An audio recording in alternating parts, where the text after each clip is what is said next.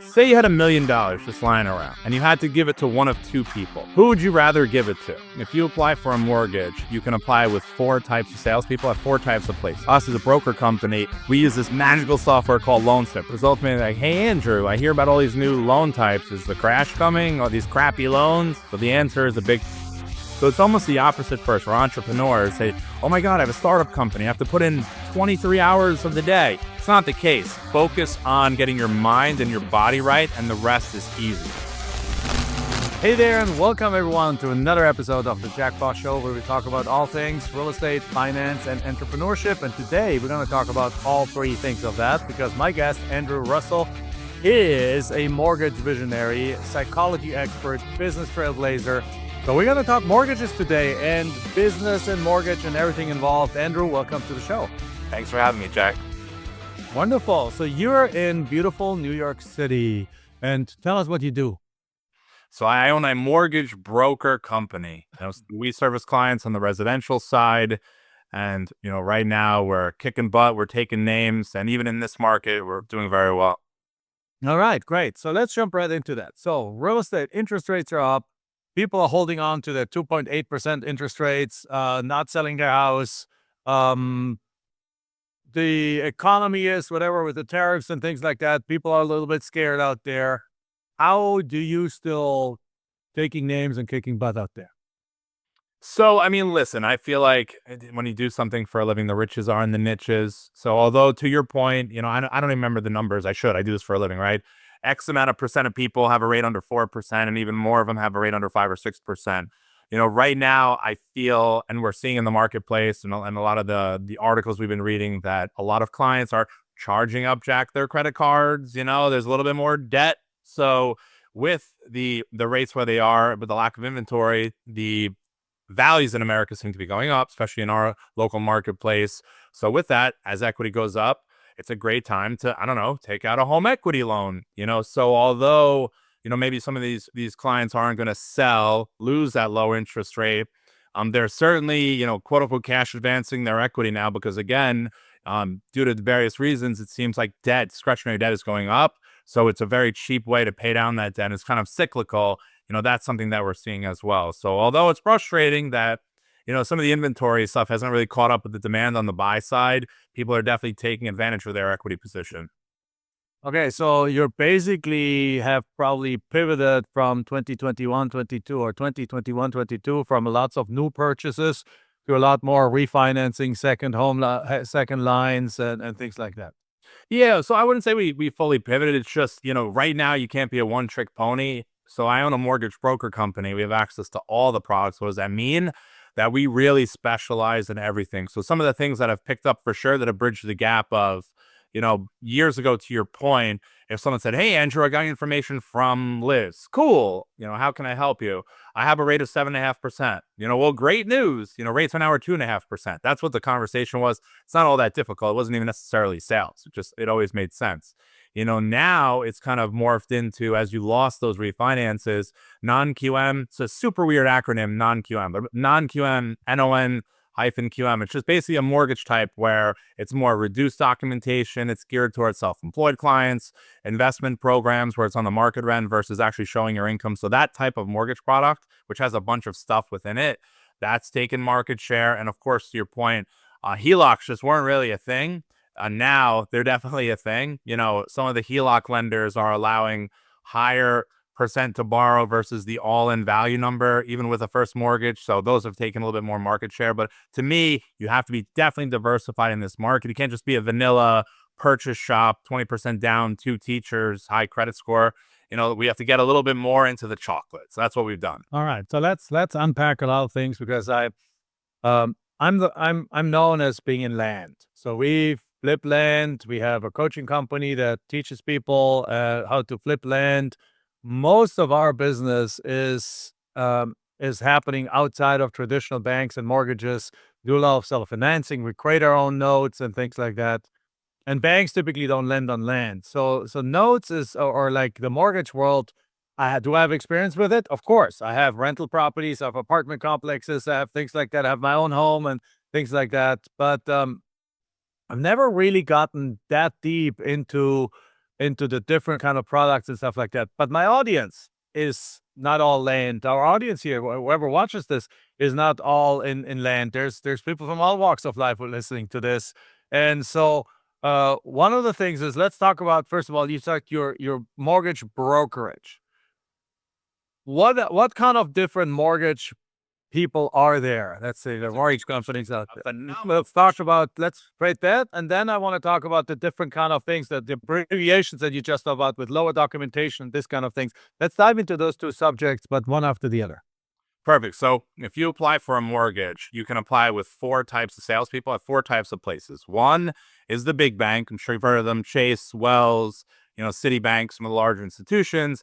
They usually specialize in certain types of loan programs, but not all of them. But that's number one. Number two is a credit union. There's usually typically local credit unions that will service clients. The third is a mortgage bank. These are lenders that actually fund the loan with a warehouse line, almost like a line of credit. Then they sell it off. They're non-depository institutions, but again, you're at one bank. And then the fourth, we saved the best for last, is a mortgage broker company. So we partner with banks. So we say, like, we're on with all the banks. So it is the truth. What makes us unique and the best is every client that comes through the door has a different circumstance and scenario.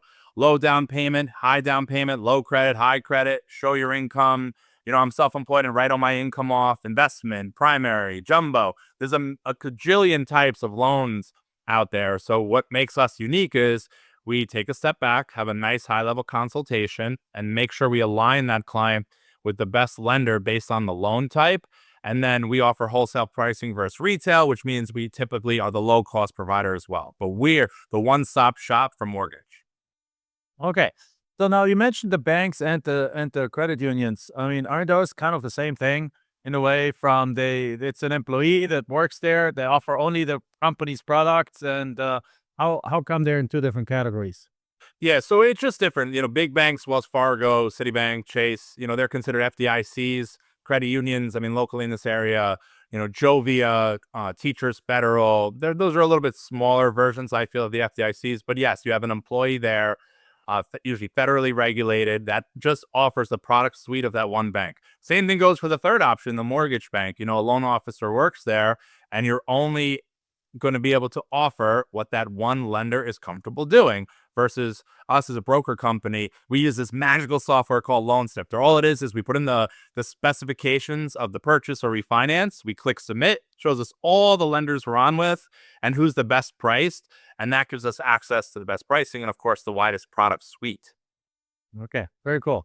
So that's a good thing to learn. So it's not always best to go to Bank of America, to the loan guy, even though he's chasing you, because I mean, it might be worth checking with them and getting a quote. But through you guys, you can get a loan with Bank of America too, because they're bidding on you guys' loan. Typically, the big banks specialize in like the jumbo world. So if you have a multi-million dollar property and you have a great job, to show all your income with great credit, they're actually willing to lose money on the mortgage so they can cross-sell you after you close. No one can compete with that. But that's a super small, niche within the mortgage business. Yeah, like with my financials as entrepreneur, I think every time Bank of America, the guy calls me and says like, "Hey, how about you refinance your mortgage?" I just laugh. It's like, "You're happy to look at my financials, but you're never gonna go give me a loan on that, because Sure. they're so restrictive, because they have 17 layers of bureaucracy there, and they can only approve one kind of thing, either something really, really complex, or like what you mentioned, or just a simple cookie cutter kind of thing, right? Yeah, I mean, and sometimes too, it's the actual salesperson you work with. It's weird. Our business is not sales to me; it's more consultative. I've worked with over 10,000 people. We have hundreds of 5-star reviews.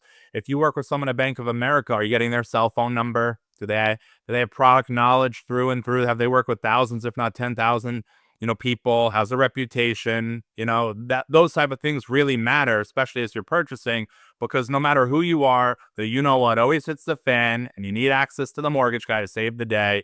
So it's just a different caliber of salesperson you work with when you work with a broker company. And the answer to all these questions is usually no. They don't have all that experience. Yeah. So I'm not saying no. They're not answering the email timely. Correct. Yeah, I actually have nothing but bad experiences with those big banks. That's why I always go with a broker. or with a mortgage banker if they have the right kind of product for me. Yeah, very good, very good. So now that we understand the difference, now you mentioned something about certain loans are now available that are less documentation. Now that sounds like 2007 all over. Like, what's the difference between those kind of things, uh, or and what's being offered today? Yeah, it's a great question because ultimately, like, hey, Andrew, I hear about all these new loan types. Is the crash coming? All these crappy loans? So the answer is a big fat no. So the reason is when you check for mortgage qualifications, it's credit, income, and assets, right? Credit, income, and assets. So typically, especially, to your point, if you're a self-employed entrepreneur, businesses, write-offs, they put you through the ringer. You look at multiple year tax returns. They look at your net, not your revenue. So if you write a lot of stuff off, you may not be able to finance a bike, let alone a house. But, nonetheless, some of these new products, they will look at your bank statements. So look at your revenue instead of your tax returns. Super cool. So they go off the revenue and not your net, or a profit and loss where you write like, hey, this is my revenue. These are my expenses. This is my profit. But what's different about years past is you have to typically put down at least 20%. So there's equity. This isn't max financing. That's a big, caveat for clients. You need 20, 25% down, number one. And number two, they do look at your credit profile. It's a little bit more stringent. Typically, minimal credit scores for these options are in the 680, 700 range or higher. They want to see you have a lot of post-closing liquidity. What does that mean? If you close, you have money left to your name. Say your mortgage payment's $5,000. 12 months of that is 60,000. They want to see 60 grand of cash left over for a rainy day. So the reason the crash and all that stuff won't happen again is, number one, equity positions are higher. People are putting more money down. Number two, the credit profiles are way better. And more so, number three, these are fixed rate mortgages, typically non-adjustables, no concern of the payment changing. Right. Thank you. Thank you really for explaining that, because sometimes you hear and you see in social media things, people's like, oh my God, the liar loans are back, and oh my God, everything's gonna crash. So I was hoping you would answer it the way that you answered it, because it showcases that it's not the same thing. It is something creative. It's good. It gives you, if you're in a more complex financial situation that banks don't perhaps understand, it gives you the ability to get properties that perhaps otherwise you wouldn't be able to get. But if you're in a high liquidity, and high credit situation, but perhaps the business and all that, it just doesn't make sense to some of the owners. And if you're an entrepreneur, you know what I'm talking about. If you have a W-2 job, you're probably saying like, "What is Jack rambling right now?"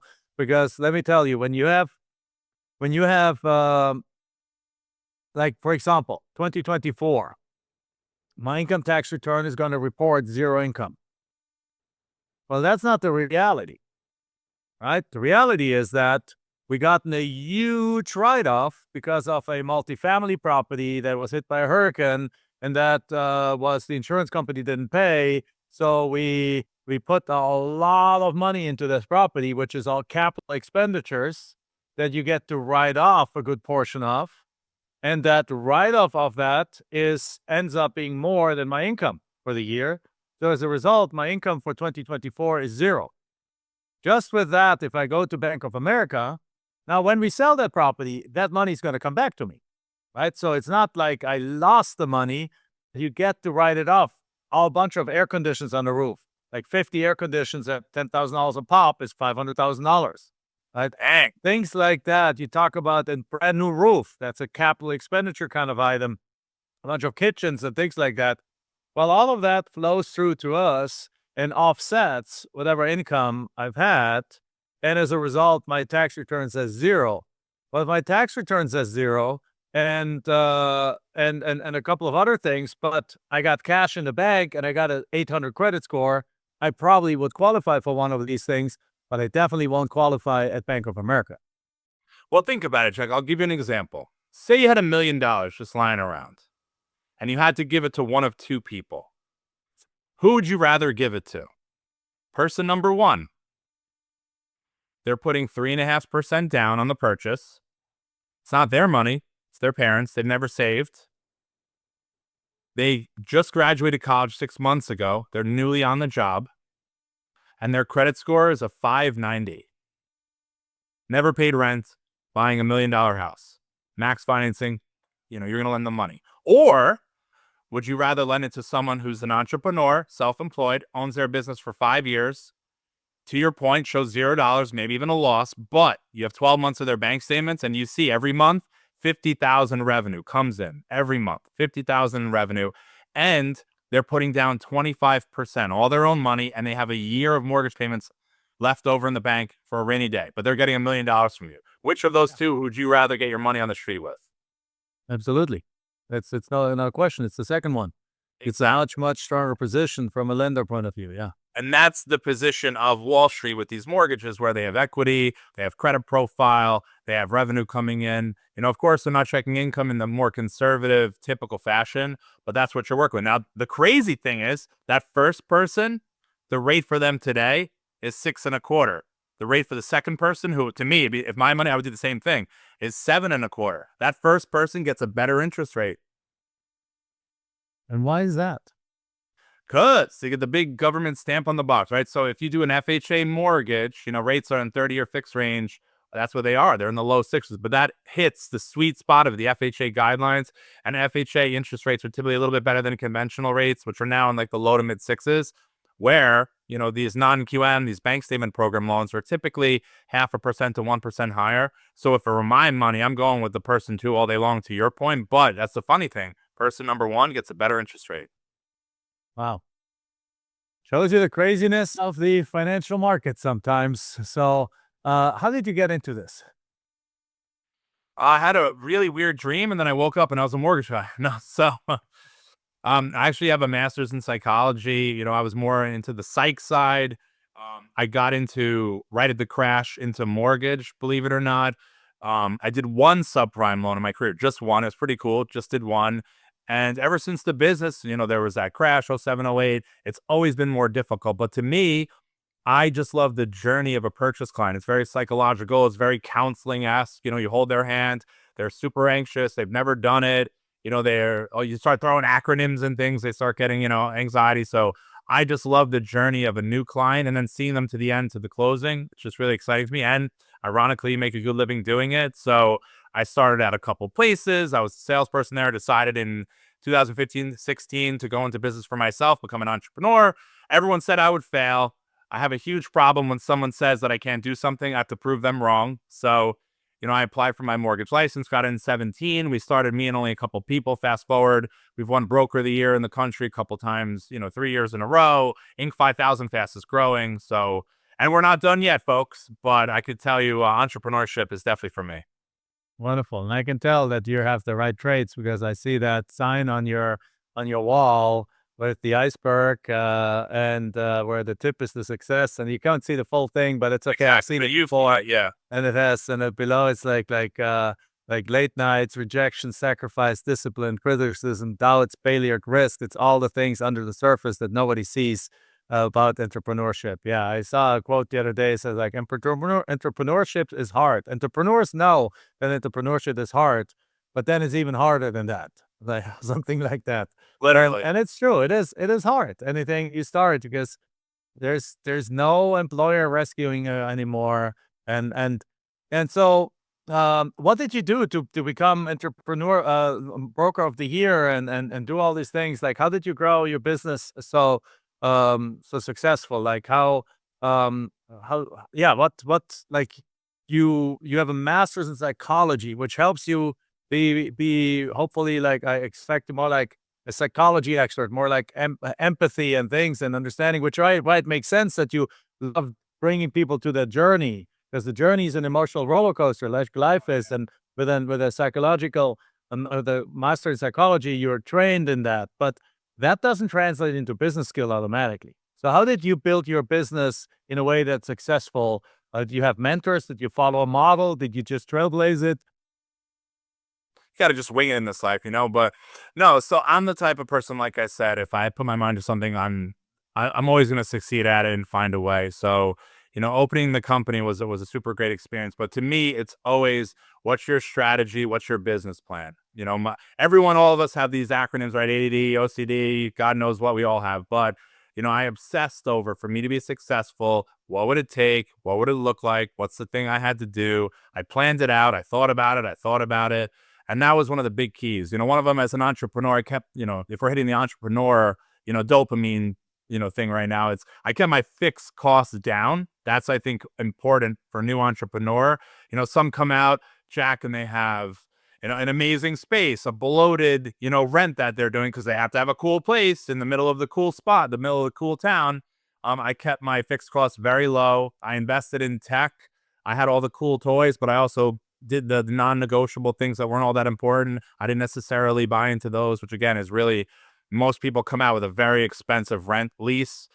So by doing that, I definitely positioned myself for success from a financial perspective. And I feel like our business plan, our strategy to get clients and customers was phenomenal. I've always been a realtor centric company. No matter what happens, even a pandemic, people will buy houses. I wasn't using internet leads. It was word of mouth, but it was mostly realtors. So we created a great mousetrap to entice agents to work with us because we kick butt on the mortgage side. We're super communicative and we have great rates. We reach out, we build relationships with agents over and over and over again and deliver great service. And that was the key to my growth. Just sticking to the plan, having a great plan and just executing day in, day out. It's the whole thing as an entrepreneur. It's motivation versus discipline. Have you ever heard that? That whole motivation versus discipline. So the whole motivation's cool, but it's the discipline to do it when no one's looking, when it's annoying, when you're tired, when your, youngest of two daughters wakes you up, she had a nightmare and now you're shot, that's something where I just have that bug, I have that chip on my shoulder and I'm super disciplined. Wow. So, that's impressive. Were you always a disciplined person? Because again, I'm a coach. So, I mean, part of what we do is coach. I don't personally coach anymore, but we have a coaching company, and for years and years, I coached myself. And the biggest difference between people that are ultimately successful and the people that are not ultimately successful, as I find, is can they stick it through? Versus exactly as you said, motivation versus discipline. Motivation is like deodorant; you need it every day. Discipline is like that. The difference between running a 100 yard marathon, like a 100-meter race, or a marathon, right? So, in the marathon, you just walk, you just go and go and go. You will go much slower, but you don't just going to like run and stop, run and stop. You just keep chipping away. They come rain or shine. And where does this come from? Have you always had that, or is that something you learn? Yeah, I think discipline has a little bit to do with confidence as well. Why do you stay the course when the chips are down? When the cards are stacked against you, why do you keep at it? Go to sleep, wake up, do the same thing, throw on your same, suit and keep at it. It's just, I know when I put my mind to something and I'm confident in the plan, like, listen, we're all human. Things happen. The market's crazy. This, that, the third may get in your way. But I just know I'm the type of person, if something gets in my way, I'm going to find a way to get around it. And I'm just confident in myself that when I put my mind to something, I'll succeed. I've had plenty of it. I mean, right when I rolled out, I did something wrong with the space that I leased. I won a $10,000 grant for like this come up award. It was a huge honor. I won 10,000 when I first started. I took that money and put it into a space to lease, and it turns out I did it the wrong way, so I couldn't lease that space, and I burned 12,000 right out of the gate. So I do learn things the hard way at times, Jack. I'm one of those people. I don't know if you have kids, it's like, do they learn it the easy way or the hard way? I'm the hard way guy, but I also like figuring things out myself. But I just have the confidence. I know that no matter what happens in our business, something might happen with a client or with an interest rate, or they potentially entertain using somebody else. Like, things happen that's outside of your control. You just have to have the confidence and the discipline to kind of keep at it. But that's just always been me. When I put my mind to something, no matter what happens, I'm going to keep at it. Hmm.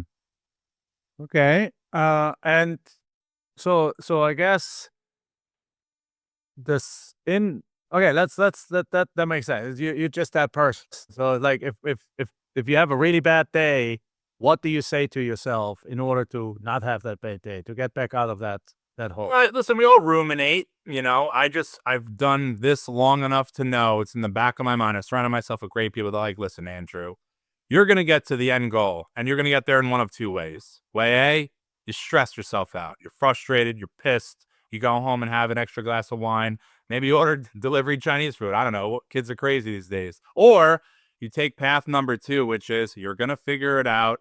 Nothing happens in this industry that you've never seen. And you take it with grace and class and gratitude. And that's a recent thing for me. I've recently rolled out that whole methodology, but I just know no matter what happens, it's going to work out. It's just a lot of people in this life, and I coach same thing with my team. We're going to get there. It's just, you want to enjoy the journey, or do you want to be stressed out, frustrated with bad habits? It's happened enough over time that I always seem to get us there, that I just take it with grace and gratitude, because I know the journey is everything. Love that. Particularly, you are able to tap back into past experiences where it has worked out. And you just said a key sentence, I think. It happened enough in the past that I know I can do it again, essentially. Right? So that's a great thing. That's a great kind of aha moment for many, hopefully for many people. Like for you, as you go through, there's like, it's another thing. Not something I haven't seen before. Let's go through this one more thing. And I think over time, that becomes a real strength for an entrepreneur. I agree with you on that. So now, tell us about, like, how big is your team now? Our team is definitely big and growing. I feel like the company is around 40 now. We have a big venture right now. We're looking to compete with the biggest teams in the country, do $1 billion in production, $1 billion in funded business. So, we're expanding to more states. We specialize in New York. I think that's a benefit, because New York and mortgage is typically one of the most difficult, if not the most difficult. So royal pain in the butt, attorney states, closings are kind of all over the place from a timing perspective. So we're bringing the same zest, grit and grind, and super caffeinated, vibe to other states, and they're loving it so far. So that's really been our big mission. So our team is growing. It's the right people. We don't just open the doors and hire everybody. Culture is super important. I'm sure you can empathize. One wrong person in the right seat can destroy your company, let alone culture. So we're growing the right way. But that's really our big focus, is growing with the right people, but also the right mission. The mission is, move over, some of you big producers out there, here comes RCG. I could tell you that. All right, good. Well, I like that. I like the confidence there. But then how do you sustain that without burning out? It's a great question. So for me, the whole body business balance being, some of that stuff, when I was young, probably a little more hair and a little less whites. My kids say I look like Santa when this grows out. Shout out Danielle and Gabriella, my two little blondies. So for me, I feel I made a mistake, dropped the ball, putting work first. Meaning, like, say me and you, Jack, are on the team, right? We're like, cool, all this stuff's going on. I'm gonna wake up at 4, meet you at the diner at 4:30. We're gonna crush some omelets and some coffee, get to the office 5:30 a.m. And I've done that. I made a mistake because I sacrificed the body side, meaning I wasn't going to the gym, getting my mind right, getting my workouts in. So I've actually reversed it. I wake up very early. I kind of get my mind right with some reading and some journaling and all that good stuff. I really bought into that stuff. And I go to the gym. I like to weight lift, do some of that cardio stuff. But that's how I don't burn out, is I make sure that my body and my mind is right, because otherwise I'm a big caffeine guy, the energy drinks. If you don't go to the gym and do all the stuff and eat right, it affects you at work. So instead of focusing on the work side, I focus on my body, my balance, some of my diet stuff, meaning just not eating crap. I grew up eating Chinese food at McDonald's, so obviously we can't do that. And by doing that, I find I have more energy at work and I don't have burnout issues, and I sleep better. So it's almost the opposite first, where entrepreneurs say, oh my God, I have a startup company. I have to put in 23 hours of the day. It's not the case. Focus on getting your mind and your body right, and the rest is easy. And I just recently learned that, and that's how I make sure I avoid burnout. Very cool, very cool. I like that. That's something I'm still struggling with myself. I'm just not a morning person, so I like to sleep in, and then I get my daughter ready, and by the time that's ready, it's 8 a.m. And but I have lately I've taken the time even between 7:30 when she leaves and 8:30, and just like get my mind, at least my mind right. I still need to get the body fit, but the mind is right. So to me, the morning routine is not the morning routine. Not that I'm giving you, nuggets here, but it's the night routine. So for me, I can succeed and crush the morning if my night routine is good. Lay out my clothes, don't eat late. I try to avoid wine at all costs now, even though obviously, there's nothing wrong with a glass here and there. And for me, I have to go to bed early. It stinks in my 20s. I'm in my 40s now. In my 20s, I was cool. I was a night owl. I was up. I was dancing, living the dream. But for me, I have to unwind early. I don't see the number 10. I typically see the number 9 when I try to go to sleep. That is hard. That is not fun. There's no Netflix chilling. There's no death doom scrolling. It's if I can go to shut my eyes in the 9s, a 4 to 5 a.m. wake up is good. If not, I'm just like you. There's no kryptonite is or my sleep is my kryptonite. There's no shot I can wake up early. So for me, it starts with the night, and it's hard. Yeah. That's the other day I heard somebody say that all the thing that was a penalty when we're in our teenagers is now something we thrive for. Go to bed early, like not like put the phone away, things like that. So Exact opposite. that's the exact turn off the TV. This is all things we're like, yeah, let's do this and let's just go to sleep. So I'm with you on that. I'm with you on that. Great. So now one last question is, who is your perfect customer? Who do you cater to? Like, who are the people that if somebody wants to work with you, like what is kind of a good situation for them to have for them to fit your profile?